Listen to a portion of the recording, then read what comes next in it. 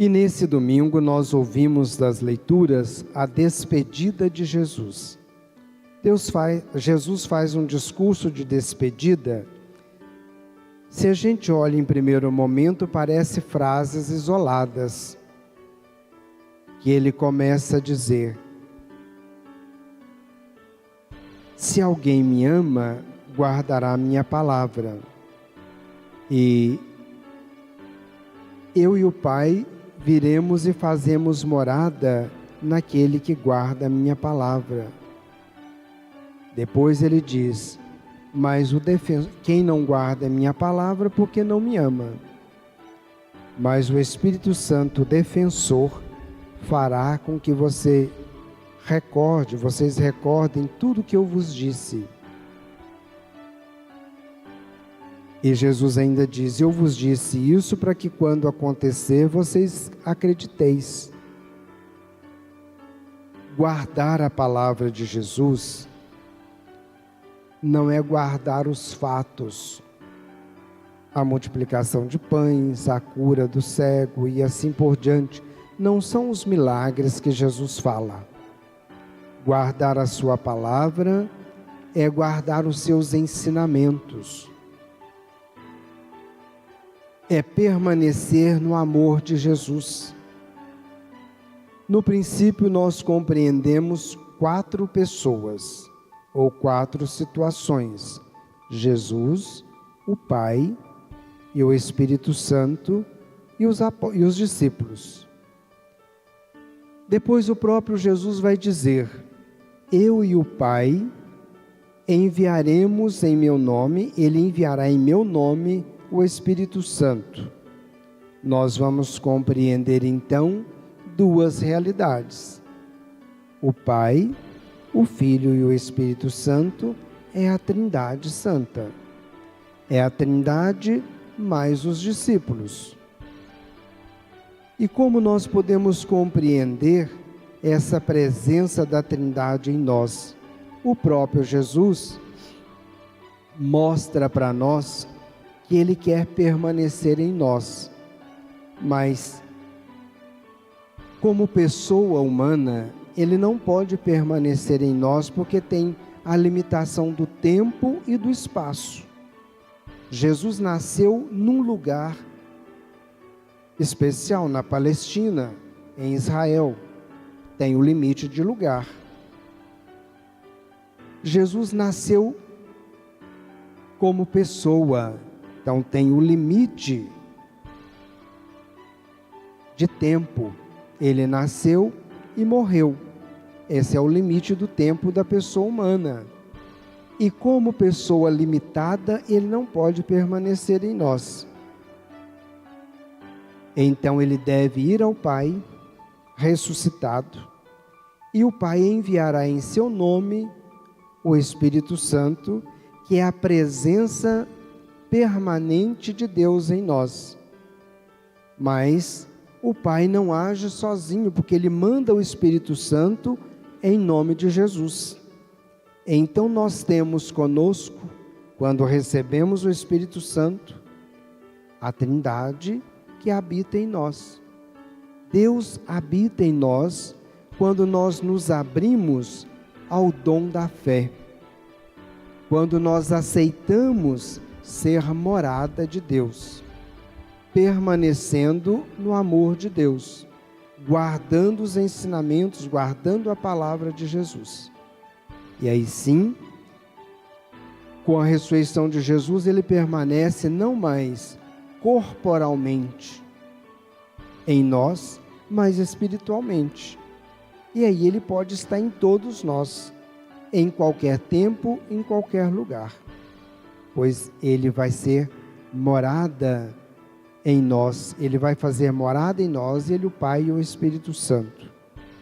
E como nós permanecemos com o Espírito Santo em nós? Ele virá e pela dom da fé, Ele vai nos fazer compreender o que Jesus nos ensinou.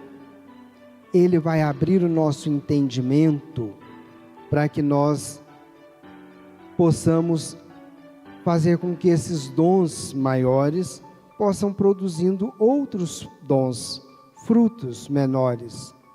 E assim, a fé é um dom, e pela fé nós compreendemos o que o Espírito Santo dita em nós. E o que o Espírito Santo de Deus quer em nós é vida plena. A vida então se torna o dom supremo.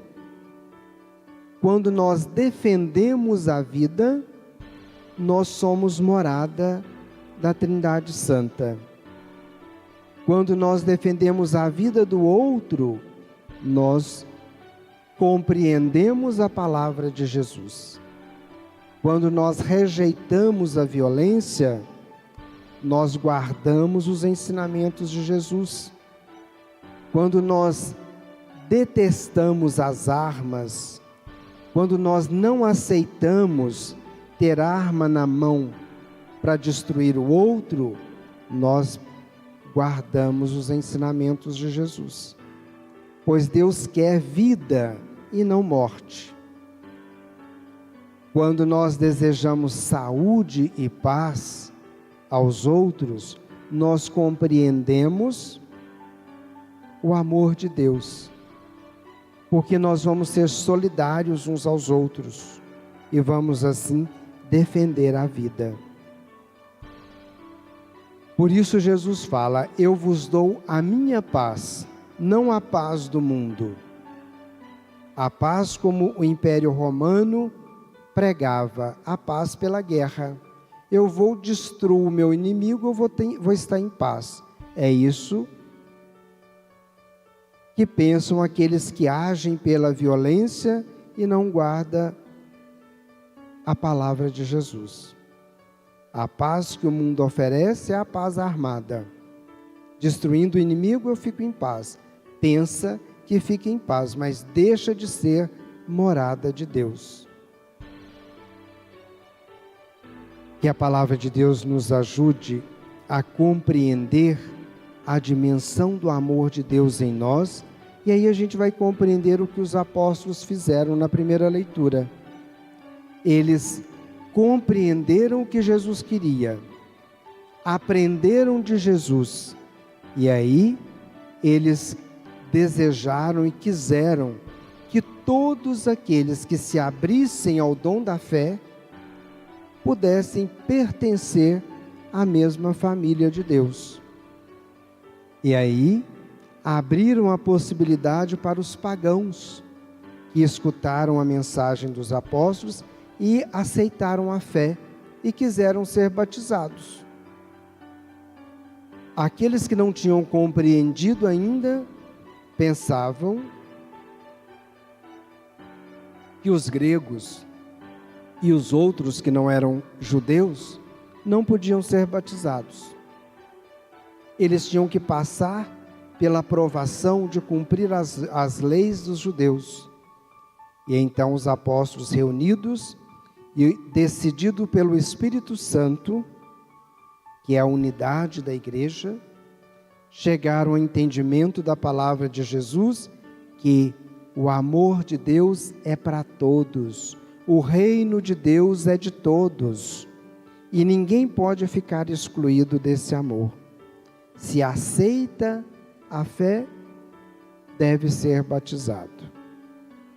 E aí nós compreendemos a conclusão do Concílio de Jerusalém, onde decide: todos aqueles que de espírito aberto, de mente aberta, com toda liberdade, aceitar a fé em Jesus Cristo, deve ser batizado e pertencer ao reino de Deus.